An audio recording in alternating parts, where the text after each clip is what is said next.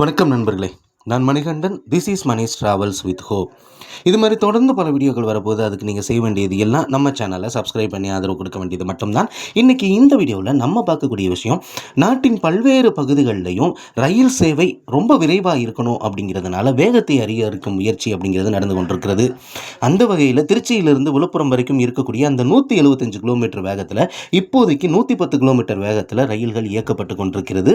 அது கூடிய விரைவில் 130 கிலோமீட்டராக மாற்றப்படும் அப்படின்னு அறிவிக்கப்பட்டது.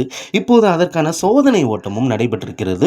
143 கிலோமீட்டர் வரைக்குமே வேகத்தில் ரயில்கள் இயக்கப்பட்டு சோதனை செய்யப்பட்டிருக்கிறது. இதனால என்ன பயன் அப்படின்னா, திருச்சியிலிருந்து விழுப்புரம் வரைக்கும் இருக்கக்கூடிய அந்த பகுதிகளில் ரயில்கள் சாதாரணமாக கடந்து செல்வதற்கு, எக்ஸ்பிரஸ் ரயில்கள் கடந்து செல்வதற்கு 2.5 மணி நேரம் கிட்ட ஆகுது. திருச்சியிலிருந்து விருத்தாச்சலம், விழுப்புரம் இந்த பகுதிகளுக்கு இது 130 கிலோமீட்டராக மாறும் பட்சத்தில் கிட்டத்தட்ட 1/2 மணி நேரம் வரைக்கும் குறைவதற்கான வாய்ப்பு அப்படிங்கிறது இருக்கிறது. அப்படி இருக்கிறதுனால திருச்சியில் இருந்து புறப்படக்கூடிய ரயில்கள் அல்லது திருச்சி வழியாக செல்லக்கூடிய ரயில்களின் நேரம் கூடிய விரைவில் மாறுவதற்கான வாய்ப்பு இருப்பதாக தெரிகிறது. அது எப்போ இருந்து மாறும் அப்படிங்கிறதெல்லாம் நமக்கு தெரியாது. ஆனால் வேகம் அதிகரிக்கப்பட்டதுனால சென்று சேர வேண்டிய இடத்திற்கு அட்வான்ஸாகவே போகக்கூடிய ஒரு நிலை அப்படிங்கிறது இருக்கிறது. அதனால் புறப்படும் நேரத்திலேயோ அல்லது போய் சேரக்கூடிய நேரத்திலேயோ கூடிய விரைவில் நாம் மாற்றத்தை எதிர்பார்க்கலாம்.